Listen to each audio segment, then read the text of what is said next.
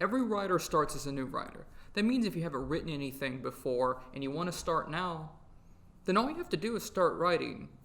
But if you want a book or a resource to help you navigate creative writing, let me share 4 resources either at our library or free online that you can use. First, The Elements of Style by William Strunk and E.B. White. Strunk and White succinctly share best writing practices and best style practices.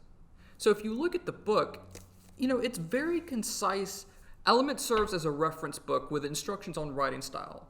It places emphasis on writing with active language and a simple, direct style. Like any resource, this book isn't dogma, despite its influence in writing. Sometimes using passive language like is more direct and succinct. That said, Elements will force you to reckon with how you write. Using active language does sound better, and it remains the standard text on style. Second, Bird by Bird, Instructions on Writing in Life by Lamott. Lamott writes novels and nonfiction. She's an active working creative writer, so she draws from that experience for Bird by Bird, a book full of potent advice on creative writing and how to think about what you write. She discusses how to think about characters and their stakes, how to think about dialogue, how to think about first drafts.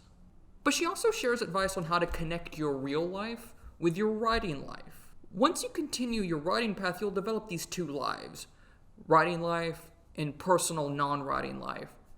And those lives are going to blur. Lamott's book shares instructions on balancing those lives and letting those lives influence each other in meaningful ways. Third, The Sounds of Poetry by Robert Pinsky. Pinsky served as the Poet Laureate of the United States, and he used that position to educate many Americans on poetry and the craft of poetry. So this text focuses on the role of sound in poetry.